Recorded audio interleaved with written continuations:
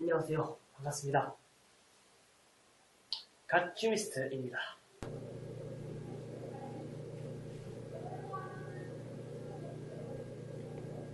안녕하세요. 슈퍼맨입니다. 이번 강의는 2강인데요. 오늘 조금 옷을 좀 깔끔하게 차려입었죠? 인사도 조금 이렇게 싹 멋있지 않습니까? 죄송해요. 2강을 시작해보려 하는데요. 프롤로그나 1강 같은 경우에는 옷이 좀 편안한 복장이어서 좀 솔직히 좀 무례한 면이 있지 않았나 싶어서 오늘은 조금 깔끔하게 차려입었습니다. 앞으로도 좀 이 마이는 좀 자주 챙겨 입게 될 것 같고, 이거 아니라면 저희 학교 마이라든지 그런 것들을 좀 참고하면서 깔끔한 모습으로 여러분들께 인사를 드리고자 합니다. 오늘 강의는 2강이에요. 겁나 오래 지난 것 같은데 이제 겨우 2강이랍니다. 그렇지만 벌써 1단원의 첫 번째 단원이 끝나가는 마지막 단원입니다. 뭐 2강밖에 없으니까요.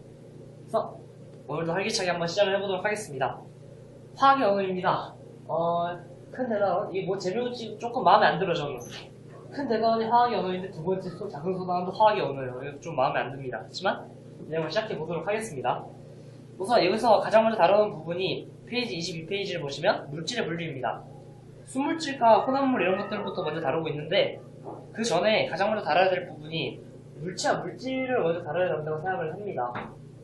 이게 아마 이건 중학교 때도 배우셨으려나요? 초등학교 때도 아마 대부분 학생들이 많이 알고 계시던데요.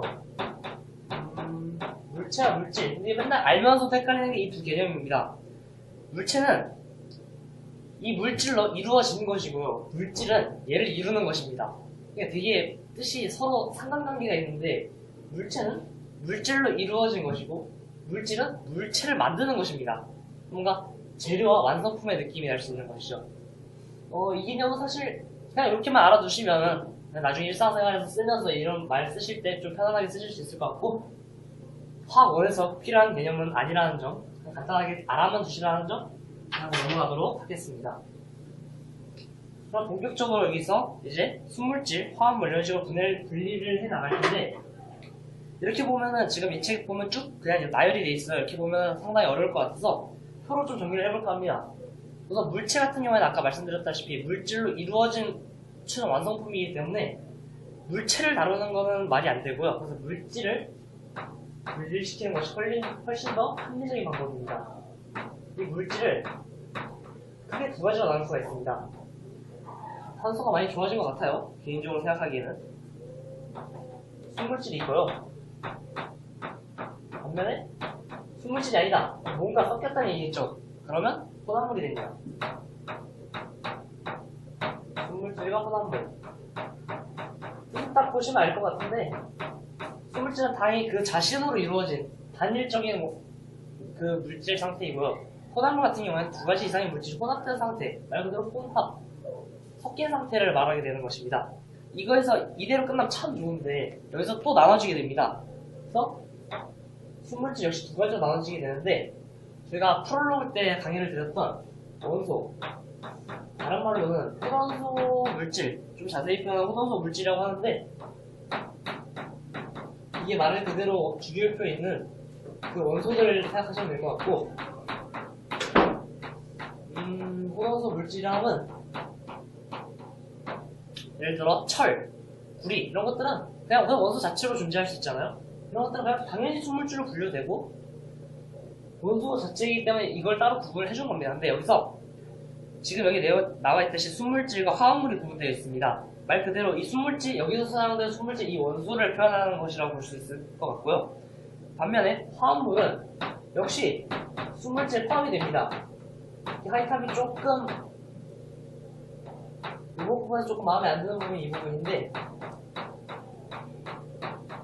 이 하이탑의 설명을 보면 마치 이 순물질과 화합물을 같이 넣었어요. 그래서 얘네들이 뭔가 마치 다른 개념처럼 해놨는데, 화합물은 순물질에 포함되는 개념입니다.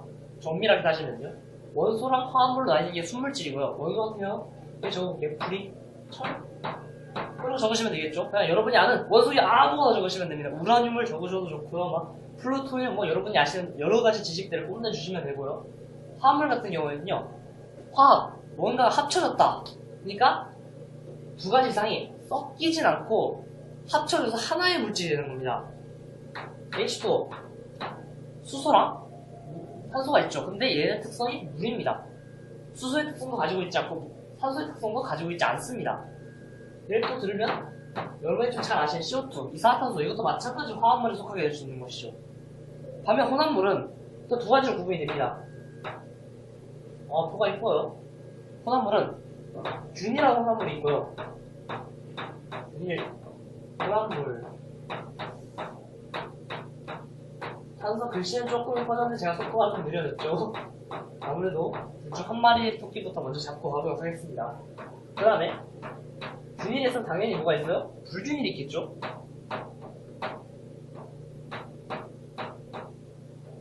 우리나라 말이 참 재밌는 게 뭔가 하나가 있으면 그 반대말은 대부분 불이나 아니 부자를 쓰면 돼. 그냥 부라든지 불만 붙이면 그냥 그 반대 뜻이 돼버려요. 이런 부분은 굉장히 좋은 것 같아요. 혼합물 같이 쓰니까 간단하게 적을게요. 균일 혼합물 같은 경우에는 말 그대로 모든 어떤 부분을 따더라도 그 부분이 항상 똑같은 농도를 가지고 있어야 됩니다. 공기. 제가 이쪽 공기가 있어요. 이쪽 공기가 있습니다. 이 공기 마시거나 이 공기 마시거나 다를까요? 물론 여기다 뭐 막 뭘 타면은 달라질 수 있겠지만 일상적으로 말하는 공기는 질소가 약 5분의 4 정도 들어있고 산소가 나머지 5분의 1을 정도 차지하고 있는 그런 공기를 이야기하게 됩니다. 따라서 이런 공기들은 비혼합물에 속한다고 볼 수 있고요. 또 예를 하나 더 들어보자면 공기 말고도 설탕물 이런 것도 있네요. 설탕물이랑 또 다른 것들이랑 많이 혼동을 하시는데 설탕물 같은 경우는 설탕이 이미 다 녹아있는 상태입니다. 그래서 균질하게 녹아있어서 어떤 부분을 따든 간에 그 강도는 똑같이 느껴집니다. 불균형한물 같은 경우는 흙탕물 같은 게 있어요. 또 질문하시는 게 설탕물도 결국 뭐가 섞인 거고 흙탕물도 뭐가 섞인 게 아니냐라고 물어보시는데 설탕물 같은 경우는 직접 녹았잖아요. 그래서 위쪽을 따나 아래쪽을 따나 그 맛이 똑같을 거고 그 당도 역시 똑같을 겁니다. 반면 흙탕물은요 흙이잖아요. 흙은 물에 녹지도 않고 애당초 물에서 가라앉습니다. 그러면 아랫부분에 흙이 차지하게 되는데 그럼 아랫부분을 딴 거랑 윗부분을 딴 거랑 분명 다르겠죠. 따라서 이거는 균일적이라고 볼 수는 없는 혼합물이 되게 되는 겁니다. 그래서 불균일 혼합물 흙탕물에 속하고 조금 여러분들 의외라고 생각하실 만한 건데 우유도 불균일 혼합물입니다. 우유가 흔히 그냥 하얗게 생겨서 균일 혼합물이라고 보시는 분들도 많은데 우유를 자세히 보시면 몽글몽글한 게 막 뭐가 보일 거예요. 마음의 눈을 잘 열고 쳐다보시면 우유가 뭔가 보인다는 걸 알아두셨으면 불균 혼합물로 올바르게 분류를 할 수 있을 겁니다. 또 이렇게 끝나면 좋은데요. 이 원소도 또 세 가지로 분류가 되고 화합물도 또 두 가지로 더 분류가 됩니다.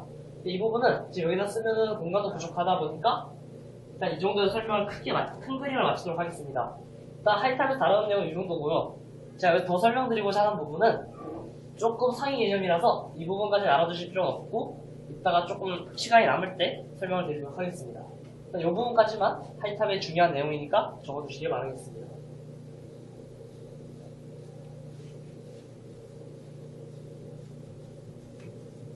자, 그러면 이제 하이탑 개념을 하나하나 따라가 보도록 하겠습니다. 첫 번째로 22페이지에 순물질이 나와 있는데요. 순물질 같은 호동소 물질, 원소라고 되어 있고 이 원소에 보면 밑에 동소체라는 표현이 나옵니다.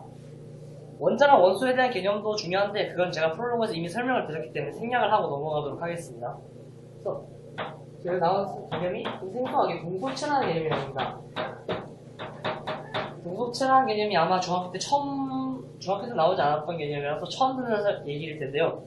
동소체라는 건 말 그대로 여기서 나와 있듯이 호동소 물질 중에서 같은 종류의 원소로 되어 있지만 그 특성이 다르고 구성 입자나 조성이나 배열이 달라져서 서로 다른 물질이 되는 겁니다. 지금 여기 나와 있는 예시 보시면 네 가지 예시를 들고 있어요. 첫 번째 탄소, 뭐가 있나요?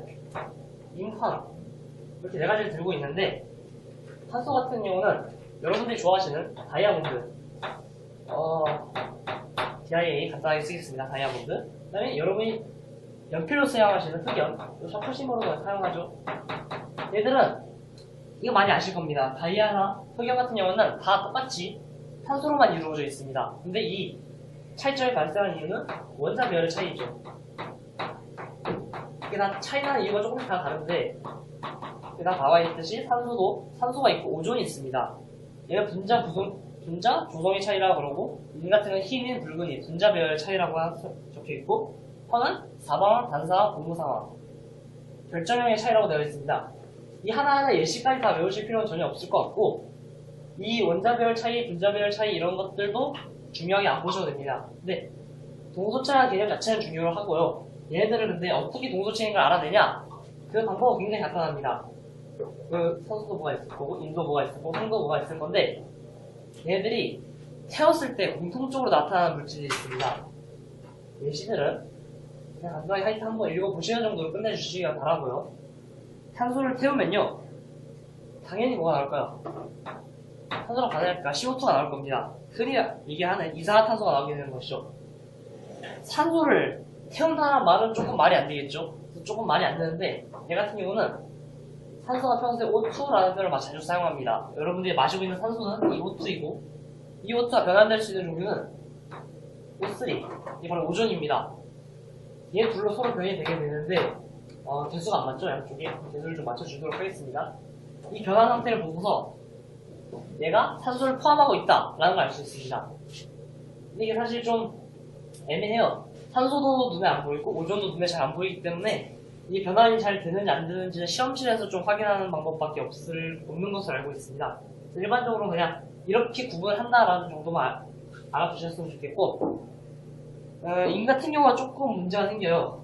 얘가 그냥 간단하게 이렇게 CO2 이런 여러분이 잘 아시는 형태였으면 좋겠는데, PO5라는 형태의 문제를 합니다. 또는 이렇게 되면 P2O10, 어마무시한 이런 것들로 탄생을 해요. 짜증나잖아요, 이런 거. 이게 나중에 P가 위치가 주기율까지 따졌을 때 산소 5개나 반응할 수 있는 이유가 있습니다. 그럼 나중에 오비탈 쪽으로 넘어가서 설명을 드리도록 하겠습니다. 황 같은 경우에는요, 얘는 다행히도 CO2랑 아주 유사합니다. 지금 얘네들은 산소에다가 태웠으니까 산소랑 결합을 했겠죠. 마찬가지로 황도 산소랑 결합해서 SO2가 나오게 됩니다. 아까 드렸듯이 다이아몬드나 흑연이라든지 이런 것들은 모두 태우면 이산화탄소가 나오는 것들이고, 산소나 오존 같은 경우는 당연히 이런 서로 변환이 가능하다는 점에서 공통점이 있고, 이는 태웠을 때 PO5 또는 P2O10 이 이상의 개념도 가능하겠지만 대부분 이 이상은 잘 나오지 않습니다. 똑같이 황은 태웠을 때 이산화 황 이런 형태로 나오게 됩니다. 그래서 이런 형태가 이제 태웠을 때 나타나게 되면은 이제 이것들이 동소체구나 라는 걸 알 수 있게 되는 것이죠. 이 개념까지가 지금 22페이지 상단 부분까지 개념을 했고요. 화합물하고 혼합물을 뭔가 같이 써놔서 이게 굉장히 혼동될 수 있을 것 같습니다. 아까 제가 그려드렸던 표를 좀 자세히 참고하시길 바라고요. 이제 옆쪽에 가보면 물질의 분류 방법으로 가게 되는데, 이쪽으로 가면 이제 내용이 개념이 좀 바뀔 수 있어서 아까 제가 심화 내용을 해드린다 했던 거 자세히 설명을 드리고 넘어가도록 하겠습니다. 자세히 설명을 드린다는 부분 자체가 아까 포도소 두 가지가 나왔었죠? 순물질, 포도소 물질과 너무 커요. 마음에 안 듭니다. 이런 부분 디테일한 거 좀 제가 신경을 써야 되는데 좀 아쉽네요. 금방 고치겠습니다. 포도소 물질, 포도소 물질 하나는 당연히 뭐죠? 화합물입니다. 카메라 잘 보이겠죠? 화합물입니다.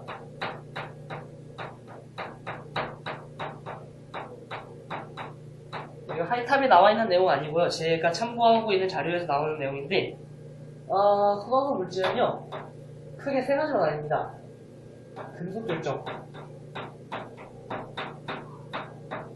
일단 적어놓고 차근차근 설명을 드리겠습니다. 금속 결정, 비활성 기체,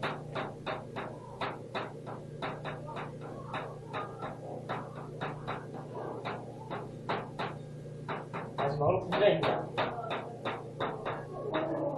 화합물도 두 가지로 나뉘나 했죠. 화합물 같은 경우는 이온 결정과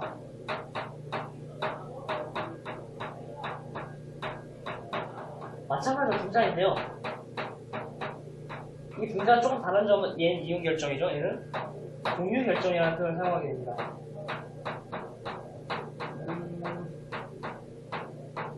이 표현들이 조금씩 어려워지고 있는데, 이 앞에 당연히 순물질이라는 표현이 있고요.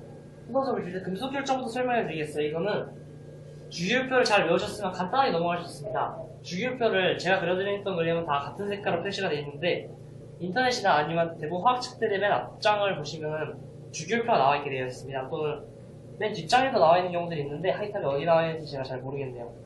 찾아보시다 보면 주기율표는 하나쯤 나와 있게 되어 있는데 금속결정과 따로 표시가 되어 있는 경우가 많습니다. 그리고 여러분들이 되게 익숙한 것들이 많아요.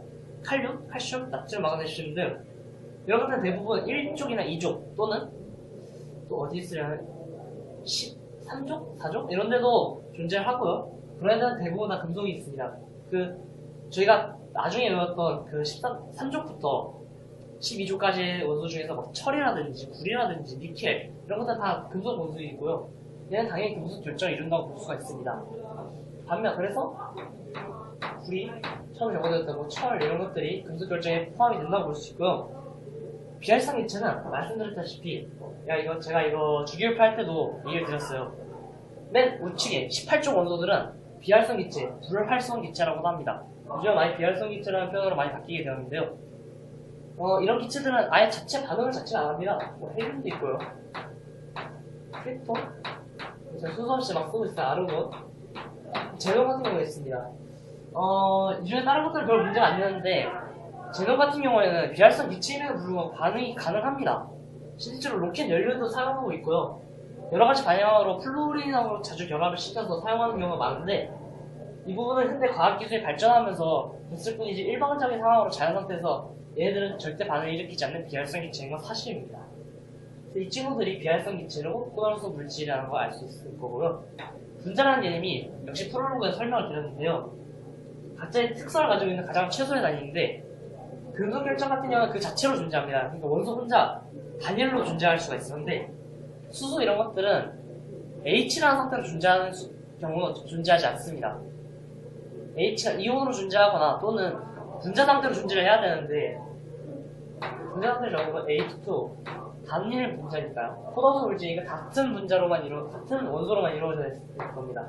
O2, N2 이런 것들 다 같은 거죠. 근데 얘네들은 H 자체로는 특성을 띠지 않지만 H2 같은 경우는 격렬한 반응을 한다든지 불을 붙이면 폭발하는 소리를 낸다든지 이런 것들의 특성을 가지게 됩니다. 이제 각자 개개인의 특성이 조용하게 존재를 하게 돼요. 얘네들은 이제 분자로서 인정을 받게 되고 원소는 하나이기 때문에 호전소 물질로도 분류가 될 수 있는 겁니다.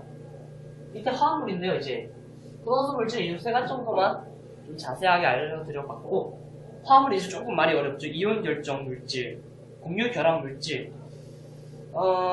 이게 상당히 말이 어려운데 이게 나중에 결합이라는 걸 배우게 될 거예요. 이온 결합하고 공유 결합이 따로 존재를 하는데 이온 결합 같은 경우에는 정전기적 인력을 통해서 결합이 됩니다. 근데 공유 결합 같은 경우는 나중에 오비탈 쪽으로 가거나 전자 이제 구름 보호 모형 이런 걸 가보다가 보면 전자를 이제 제가 막 마이너스를 띄고 있고 제가 마이너스를 띄고 있어요. 앞으로 좀 마이너스 플러스 뷰를 남자와 여자에 좀 빗대겠습니다. 제가 남자잖아요. 당연히 자연적으로 여자를 만나면 좋아해요. 자연스러운 겁니다. 부끄러워할 일도 없고 마이너스도요. 플러스를 만나면 당연히 좋아하고요. 플러스도 마이너스를 만나면 굉장히 좋아합니다. 그런 형태로 만들어진 이온 결정이고요. 분자, 공유 결정 같은 경우에는 이제 저는 정전기를 띄지 않고 있어요. 저는 중성입니다. 다만 저는 전자 두 개를 얻으면 나중에 옥텟이라는 규칙이 적용되는데 그 규칙을 만족시킬 수가 있어요. 필요한 저희 안정되기 위한 규칙을 만족시키기 위해서 전자를 가져오거나 줘야 되는 물질들이 있습니다. 그래서 줘야 되는 물질과 받아야 되는 물질이 서로 딱 일치하게 필요한 만큼만 왔다 갔다 주고받을 수 있게 되면 공유결합을 형성하게 됩니다. 그래서 이온결합과 공유결합에 따라서 이 두 가지로 나뉘게 되는데 이온 결정을 나누고 있는 것들은 대부분 금속과 비금속의 경우가 많습니다. NaCl 쉽게 말하면 소금이고요. NGOH2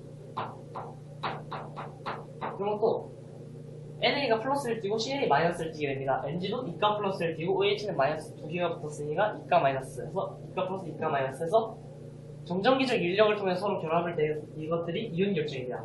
그래서 NA는 금속이고 CL은 비금속이죠. NG는 금속이고 OH 같은 경우는 비금속이기 때문에 좀 간단하게 이해를 하자면 금속과 비금속의 결합이라 생각하시면 간단하게 이해하실 수 있을 것 같습니다. 공유 결정은요 얘를 제외한 것들입니다. 처음에 제가 자주 예를 들게 되는데 H2, 물, CO2. 그러니까 금속, 비금속 결합이 아닌 것들로 이루어진 결합들이 대부분 공유결정이라고 보시면 될 겁니다.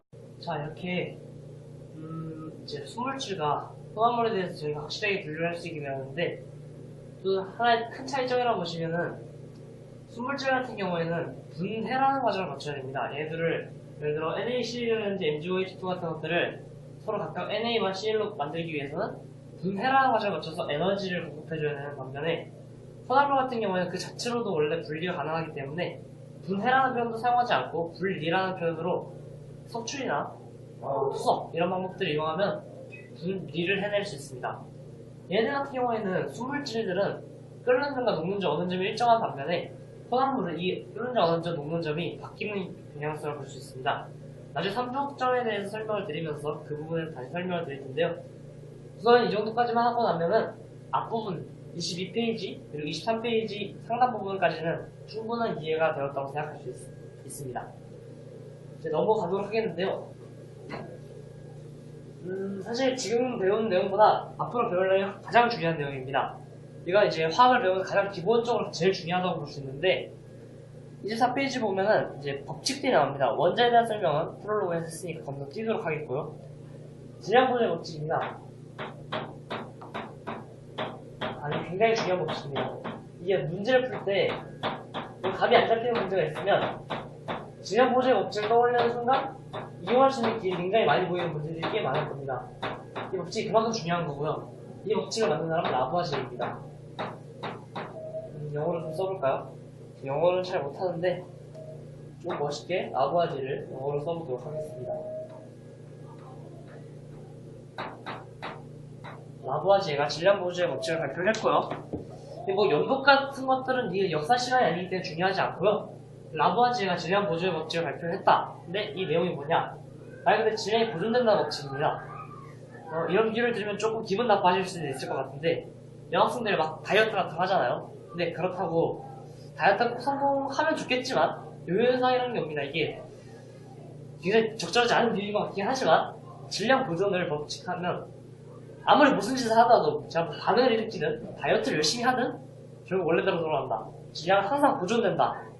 그러니까 현실적인 예를 들어보자면, 제가 아무리 막 수소랑 산소를 갖다가 막 어떻게 반응을 시켜서 물을 만들어냈어도 이 수소 무기와 산소 무기를 더한 것은 물의 무게가 똑같다는 겁니다.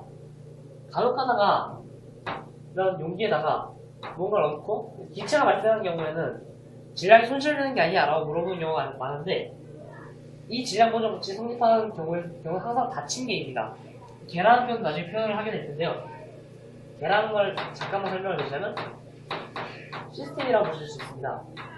하나의 이 시스템 내에서 이 기체 역시 날아가 버렸기 때문에 질량이 손실됐다고 볼 수 있는 게 아니라, 기체 역시 얘로 인해서 만들어지는 부산물이기 때문에 얘를 질량으로 포함시키게 되는 순간 질량은 항상 보존된다는 법칙이 성립하게 됩니다. 나머지는 어떤 상황에서 어떤 일을 하던 간에 이 밀폐된 공간 내에서 항상 질량은 보존된다는 법칙을 발표를 하게 되었고, 지금 여기서 보이는 반응 같은 아이온이나 칼륨 수용액과 질산납 수용의 반응이라고 했는데, 지금 여기 보이는 시험과 같이 반응 전과 반응 후에도 질량은 전혀 변하지 않는다는 점 알 수 있을 겁니다.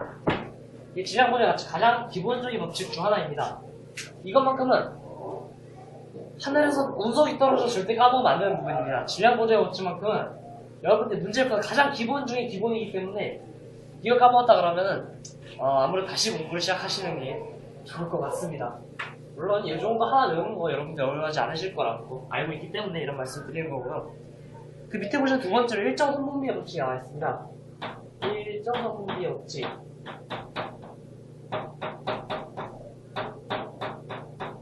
사실 누가 만들었는지에 대해서는 라부아지 외에는 거의 분명하게 다루지 않습니다. 이런 걸 실험을 출제하는 건 사실 암기 문제이기 때문에 화학으로 출제하기보다는 역사? 그쪽에 좀 더 가까울 것 같은데요. 이건 프루스트가 발표를 했다는 거군요. 일정 선분비의 법칙. 일정 선분비의 법칙은 일단 설명 다음 장을 보시면 페이지 24페이지에 좀 자세히 설명이 되어 있는데, 다른 내용은 별로인 것 같은데 이 표만큼은 굉장히 중요한 걸 의미하고 있습니다. 연소전의 강철소의 무게가 1.2, 1.8, 2.4, 3.6이 계속 변화를 주게 되는데, 반응하는 강철소의 질량이 연소 강철소의 질량하고 화합한 한수의 질량을 항상 따져보게 되면 비율이 12대 5가 항상 성립됩니다. 그러니까 제가 또 좋아하는 귀찮으면 물러듭시다. 네, 이해해주세요. 제가 뭐 어마무시한 화학식을 막 쓸 수는 없으니까 간단하게 물러 설명을 드리자면 제가 뭐 예를 들어 이 값은 중요한 데이터가 아닙니다. 이거 실제로 이렇다는 게 아니라 수소 2g에 산소가 몇 그램 반응했다 할까요? 막 10g 정도가 반응했다 합시다. 그러면 수소가 4g이 됐을 때 산소가 다르게 반응하는 게 얘가 2배가 똑같이 2배로 반응을 하겠다는 겁니다. 이 B가 항상 뭐 실제 2급 B는 아니라고 했습니다. 이걸 실제 산소랑 수소의 B라고 생각하시면 큰 문제가 생길 것 같고 항상 수소 대 산소의 비는 여기서만큼은 1대 5를 맞춰줘야 된다. 이 비율이 바뀌지 않는다가 일정선분비 법칙입니다.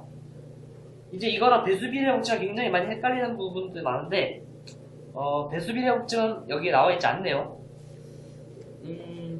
25페이지 잠깐 봅시다. 25페이지에 4번 보면 돌턴의 배수비례 법칙이라고 적혀 있습니다.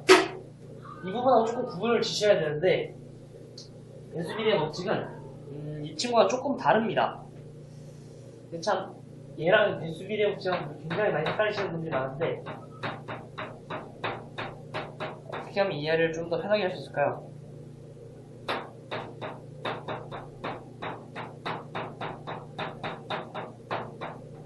일정선분비 법칙 같은 경우에는 변화시 화학 변화가 일어날 때 항상 일정한 성분 이 질량비를 맞춰주면서 반응을 하겠다는 뜻이고요.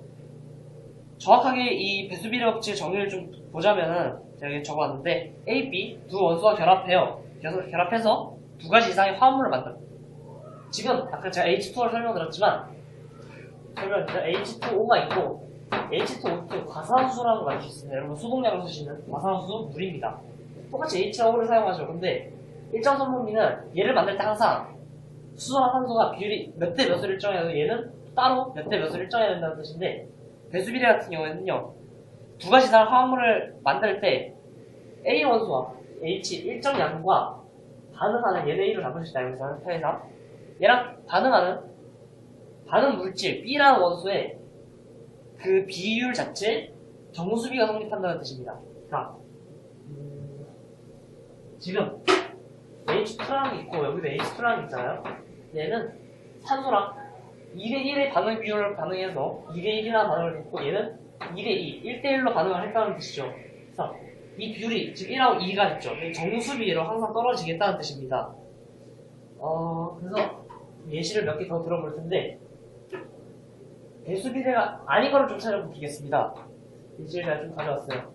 1번 H2 SO3랑 H2 SO4 두 번째 KCl 번째로 CCl2 세 번째 NO NO2 그래서 배수비례가 성립하지 않는 건 무엇일까? 성립하지 않는 거요. 성립하는 거 말고 않는 거요. 그러니까 두 친구가 성립하지 않습니다. 얘는 성립을 해요. 조건을 만족해서 A와 B의 원소 두 가지로 이루어져 있고 두 가지 이상입니다. 정확하게 표현하면 A, B 두 가지가 A 1일 때 B가 1로 반응했고 얘는 2로 반응을 했습니다. 1대2 그 B가 정수꼴로 나타나죠. 그래서 얘는 만족하는 아주 훌륭한 예시가 될 수 있고요. 얘의 문제점은 A, B 두 원소로 이루어지는 게 아니라 지금 A, B 그 새로운 원소 칼륨과 칼슘 바뀌었습니다. 분명히 얘들이 같은 원소로 이루어진 게 아니라서 얘는 성립할 수 없는 게 되버립니다. 배수비례 법칙이 성립하지 않는다고 말씀드릴 수 있겠고 그래가지고 배수비례라는 말을 쓸 수 자체가 없습니다. 같은 원소가 아니니까요. A, B랑 같은 원소를 이용해서 여러 가지 화합물을 만들 수 있어야 되는데 그게 아니니까요. 얘가 조금 의문이 될 수 있는데 A, B라는 것들이 지금 똑같은 개수비로 돼 있잖아요. 그러니까 A, B가 똑같이 원소는 똑같이 존재하는데 O가 하나 더 많아지고 적어지고의 차이인데 여기서 문제점은 그냥 간단히 보시면은 여러 가지로 좀 설명할 수 있을 것 같은데 얘는 지금 원소 자체가 달라지잖아요. 얘는 H2가 하나고 SO3가 다른 하나라고 볼 수 있습니다. 얘는 SO4고요. 그래서 얘네 둘은 차이점이 있습니다. 분명히. 그래서 SO3랑 SO4 자체를 사실 원소라고 보기는 어렵지만 원자 단위라고 그러거든요. 이 원자 단 자체가 다르기 때문에 얘랑 마찬가지 이유라고도 설명을 드릴 수 있을 것 같고, 그 다음에 뭘 기준에 잡는다에 따라 달라집니다. 지금 얘는 아까 얘기 드렸듯이 H2O, H2O2 같은 경우는 H2랑 반응하는 비율이 O랑 O2 이렇게 딱 떨어지는데, 얘는 S 같은 경우를 기준으로 잡으면 3만 4로 딱 맞아 떨어지는데 H2를 기준으로 잡아버리면 2분의 3, 2분의 4, 2분의 3도 2.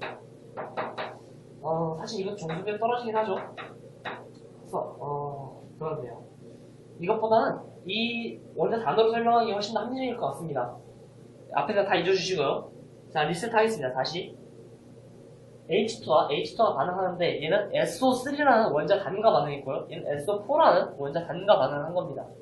이 원자단 자체가 바뀌었기 때문에 얘랑 마찬가지 이유로 같은 원소 A와 B가 반응했다고 말을 할 수 없기 때문에 얘가 성립될 수 없다는 뜻입니다. 얘는 배수비례 두 개가 성립되지 않습니다.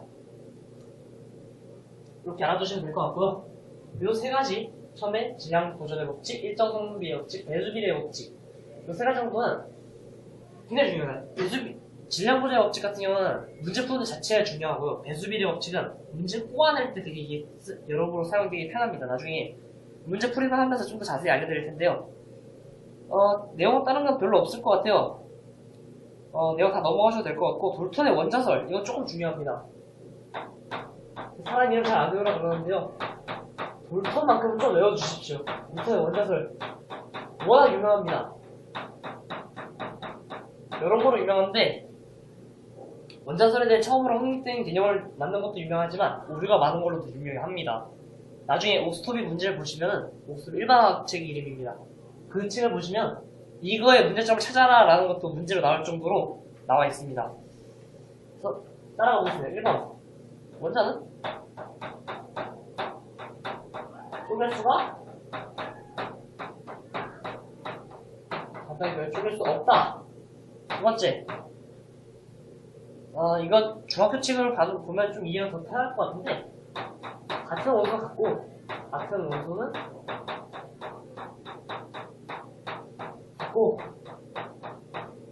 다르다. 같고 다른 원소는 다르다. 이게 두 번째로 중요한 부분이고, 세 번째 같은 부분에는 손실되거나 생성되거나 변화하지 않는답니다. 이 변화라는 개념을 잘 생각해봐야 되는데,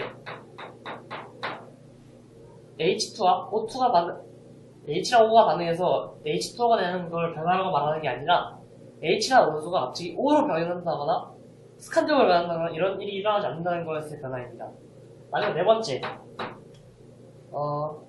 화합물의 한 원자 다른 원자를 정해진 비율로 결합해 일정 성분의 법칙이랑 똑같아요. 이 내용 일정 성분의 법칙을 포함하고 있습니다.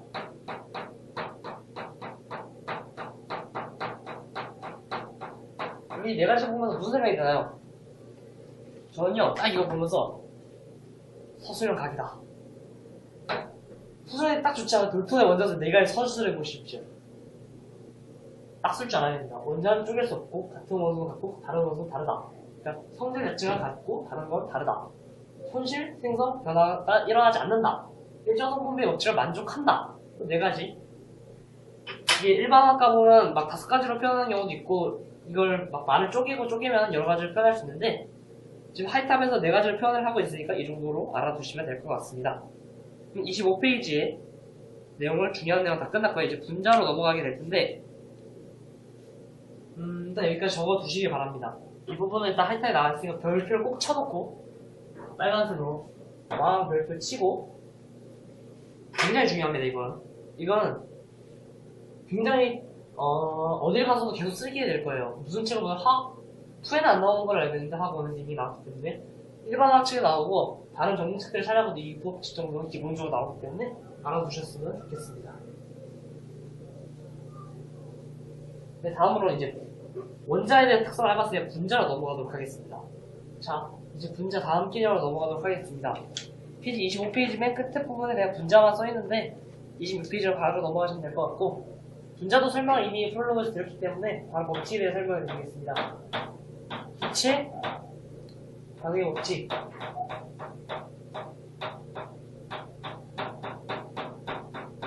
이게 굉장히 중요합니다. 기체 반응 법칙은 게이-유삭이 발견했다고 나와 있습니다. 게이-유삭이 발견했다고 그러는데 부피비에 관한 법칙입니다. 그러니까 자, H2라는 기체든 가스 상태 H2든 그 상태의 H2든 얘 하나와 얘 하나에 제 몰이라는 표현 아직 여러분들이 배우지 않았기 때문에 얘 하나와 얘 하나는 같은 부피 관계를 차지하고 있다 라는 게 이 기체 반응 법칙이고, 이 게이지상이 주장하는 부분이고, 이것들이 반응할 때 항상 일정한 비를 따른다.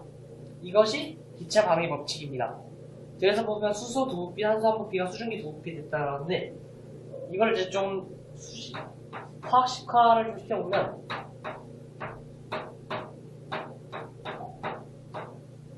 이렇게 될 수 있습니다. 두 부피의 수소와 한 부피의 산소가 만나서 두 부피의 수증기가 만들어졌다 라고 말할 수가 있는 거죠. 이 기체 반응의 법칙인데 어려운 건 없습니다. 원자설 밑에 26조 밑에 부분이 조금 중요할 것 같은데, 기회상 이게 처음에는 볼턴의 법칙이 워낙 절대적이었어요. 절대적이라서 이걸 위반할 수는 없는 일이었죠. 그래서 기회에서도 처음에 당연히 볼턴의 원자설이 맞다고 생각하고, 원자설 자체가 깨어질 수 없으니까 모순되지 않게 자, 그러니까 처음에 기회상이 어떻게 얻었냐면 수소를 리터럴 전에 두 부피만 더 넣었어요. 두 개 부피 단위를 생략을 하겠습니다. 5를 한 부피를 넣어줬더니 H도 두 부피가 생겼어요. 그래서 고민을 하게 됩니다. 처음에 얘는 몰랐기 때문에 H를 넣었다고 생각해 H를 O를 넣었다고 생각했습니다. 그러면 H랑 O랑 더해져서 H2가 됐겠죠. 맞죠? 이게 근데 두 부피가 생겼다는 얘기는 구경만 생겼다는 거잖아요. 이게 지금 두 부피라는 게 굉장히 애매해집니다. 이렇게 표현하자면, 말하자면 수소 하나랑 합쳐져 O랑 하나랑 합쳐져서 물이 튀어나왔다는 뜻인데, 이걸 하다 보니까 원자를 반토막을 내야 되는 경우가 생겨버렸어요. 그러니까 말하자면 수 두 부피니까, 자, 아까 여기서 부피가 이 기체와 이 기체의 부피는 동일하다고 했습니다. 같은 양만큼 있다면. 그래서 수소를 두 부피만큼 넣어놓고 산소를 한 부피만큼 넣어줬더니 수증기가 두 부피가 나왔어요. 그쵸? 그러면 얘 어떻게 두 부피로 나누느냐 고민해야 될 거 아니에요? 그러면 방법이 이거밖에 없어요. 산소를 반통을 내는 수밖에 없습니다. 수소 그대로 있고 산소를 반통을 내야 되는데 볼턴의 원자설이 위배가 되잖아요. 이게 위배되지 않기 위해서 도입한 게 여기로 분자로 이루어져 있다 라고 하면 이제 완벽한 모양이 완성되게 되는 겁니다. 좀 많이 뜬데 그 그림에 있는, 책에 나와 있는 그림으로 보시면 좀 더 이쁘게 그릴 수 있을 것 같습니다. 이렇게 생겼겠죠? 이렇게 된 게 지금 기체 반응의 법칙 게이지상이 주장하고 발표했던 부분입니다. 이 부분을 지금 26페이지 한 페이지에 걸쳐 설명을 하고 있고, 그 오른쪽 아보가드로의 분자설이라고 나와 있는데, 이거 사실 저도 좀 생소해요. 중요한 부분은 아닌데 한 번쯤, 이거는 볼턴의 원자설에 비하면 거의 중요하지 않은 부분이긴 한데 한번 읽어보시면 중요한 부분이 분자로 이루어져 있어서 분자 그 상태로 물질 성질을 나타내고 분자의 정의를 나타내고 있고요. 두 번째는 분자가 물질 성질을 가지고 있는 최소한의 단위라는 걸 대해서 명시를 하고 있는 부분이고, 세 번째가 조금 중요한데 중요한 게 역시 같은 부피 내에서 같은 양만큼 존재한다는 뜻입니다. 그러니까 아까 얘기했듯이 얘와 얘가 같은 부피만큼 있으면 얘의 양과 얘의 양은 동일하다는 뜻입니다.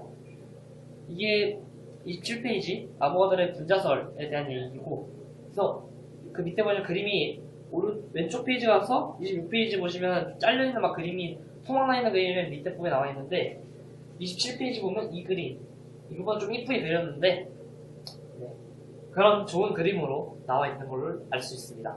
이 그림이 훨씬 더 합리적이고요. 그 밑에 아보가드로 법칙이라는데, 아보가드로 법칙 하면 영도씨, 일단 지우는 거 합시다. 이것도 중요해요. 그래서 나중에 이제 몰 농도, 몰랄 농도나 이런 데 할 때 이제 기본입니다. 아보가드로 법칙하면 0도씨 1기압 상태에서 모든 기체 22.4리터 속에는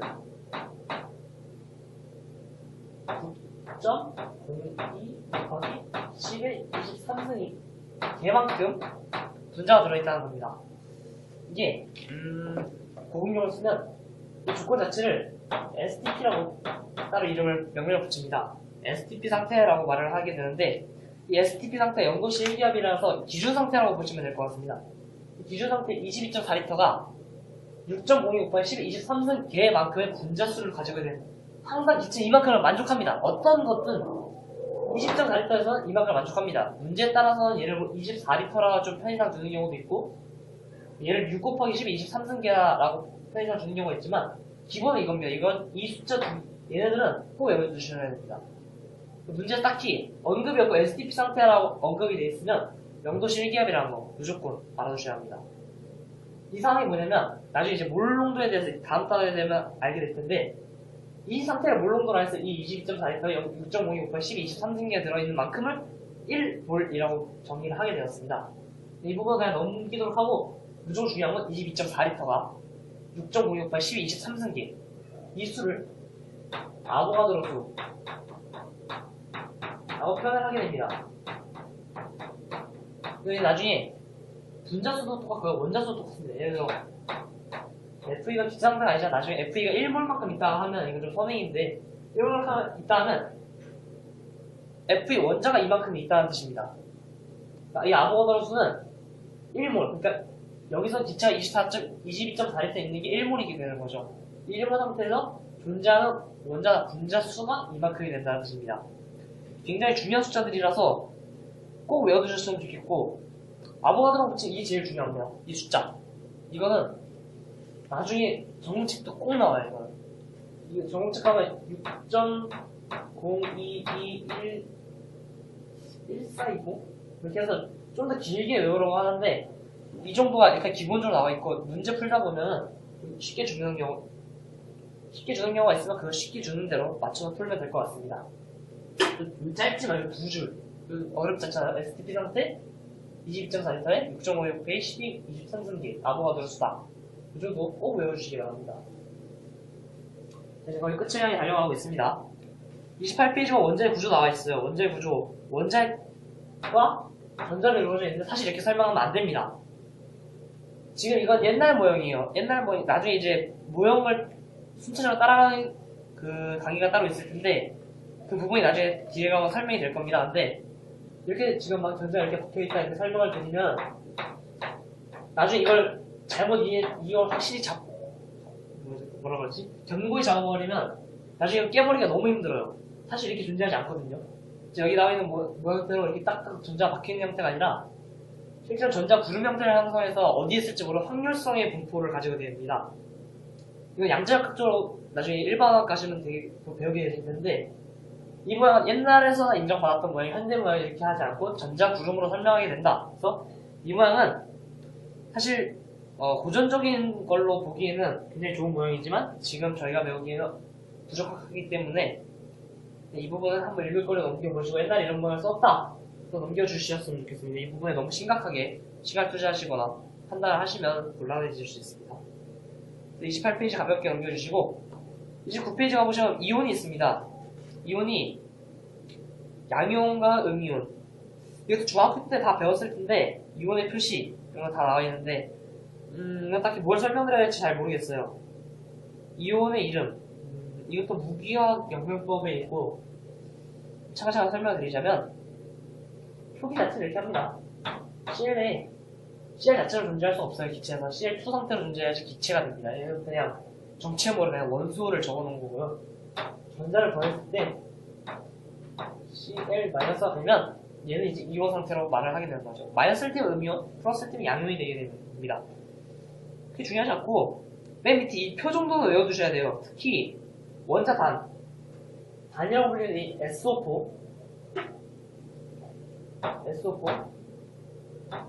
2가-, CO3 2가-, 이런 것들은 OH- 이런 것들은 좀 기본적으로 중학교 때 이런 거 다 배우셨을 거예요. 이런 거 기본을 다시 한번 짚고 넘어가 주시길 바라겠습니다. 양면으로 뭐 NH4 플러스 이런 것들은 앞으로 계속 나올 거기 때문에 이 한 번 헷갈리잖아요. 나중에 이온 계산할 때 정말 헷갈립니다. 이러면 정말 문제 풀기가 너무 어려워져요.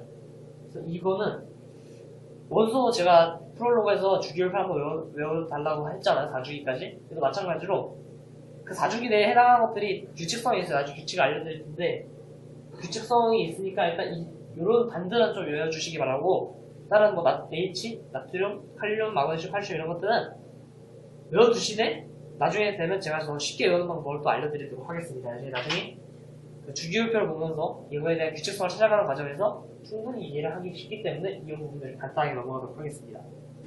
여기 우측 보면 이온의 표시법이 이렇게 나와 있는데 S라는 원소가 있으면 여기다 몇과 플러스 또는 마이너스를 써주시면 되게 됩니다. 뭐 이 정도 어렵지 않잖아요. 그쵸? 넘겨주시고 설명할 게 없어요. 이 부분은. 그러니까 그 뭐지 아보가드로 법칙 이후에는 이제 뭐 그냥 간단히 쑥쑥 넘어가면 됩니다. 광합성 반응과 화학이 이제 마지막 30페이지로 등장하게 되는데 개인적으로 이게 왜 등장했는지 사실 잘 모르겠습니다. 광합성이 화학책 1에 이렇게 중요하게 한 페이지나 쏟아부어야 될 정도로 중요했는지 좀 의문이 가긴 하지만 나와 있으니까 봐야겠죠. 지금 나가고 있는 식을 보시면 6개의 CO2 하고 이 만나서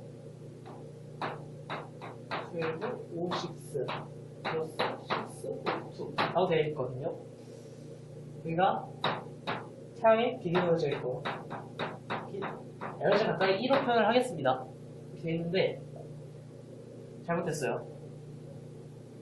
여기가 12H2O여야 되고요. 여기다가 6H2O가 더 추가되어야 됩니다. 사실 이게 가장 합리적인 표현이에요. 근데 나중에 생물 2를 공부하시면 생물 2에 나올 거예요. 생물 2를 공부하시면 좀 자세히 알게 되실 텐데 지금 여기서 화학에 설명드리기 좀 어려울 것 같습니다. 정확한 말을 지금 이거라는 거 거기 있는 내용 좀 수정해 주시기 바라겠고 광합성 반응에서 이 친구가 포도당이라는 것 정도 알아두셨으면 좋겠고요. 이 아마 여러분들이 앞으로 배우게 되실 화학 원에서는 굉장히 복잡한 화학식 중 하나일 겁니다. 이 하나가 그냥 한 동체로 이게 포도당인데요. 이 정도는 C6H12O6 이거 생물화학 시간에도 굉장히 잘 외워야 되기 때문에 미리 화학에서 한번 외워두고 가시면 편하게 가실 수 있을 것 같습니다. 광합성 끝났고요. 밑에 원소, 원자, 분자, 호동소, 물질, 화합물 다 설명을 드렸기 때문에 넘어가도록 하겠습니다. 광합성의 의미 네, 산소 주겠죠. 중요한 건 빨간색 할까요? 파란색 하는데 중요하죠. 산소 네, 굶습니다. 이산화탄소 제거하죠. 네, 이 정도 이 광합성의 의미라 생각하시면 될 것 같고 총정리하시면 오늘 하루 동안 배운 게 50분 동안 이제 배운 것들이 먼저 물질을 분류하는 거, 순물질과 혼합물로 분류를 했었고 그 순물질을 각각에 좀 더 자세하게 분류하는 과정을 거쳤습니다. 그리고 원자와 분자의 개념들에 대해서 프롤로그에서 이미 설명을 드렸기 때문에 자세히 알려드리진 않았고 그 자세한 부분 중에서 법칙들에 대해서 16가지 알려드렸습니다. 질량보존의 법칙, 일정 성분비의 법칙, 배수비례 법칙 특히 분자의 경우에는 기체 이름이 갑자기 생각이 안 나요. 기체 반응 법칙 이런 거 기체 반응 법칙, 아보가드로 법칙 이런 것들 알아두셨으면 좋겠고 이온 같은 경우에는 이온 같은 거 간단하게 설명드렸고 그 밑에 부분 여러분들이 좀 외워두시는 거 숙제로 남겨두셨으면 좋겠고 광합성 같은 경우에는 이런 내용이 있는데 기름도 합리적인 식이고 포도당이 이런 화학식을 가지고 있고 탄소를 내뿜어내고 이산화탄소 흡수해주는 좋은 역할을 하고 있다. 이렇게 알아두시면 될 것 같습니다. 자, 오늘 수업 이강 여기서 마치도록 하겠고요. 문제풀이로 다음 시간에 만나도록 하겠습니다. 수고하셨습니다. 감사합니다.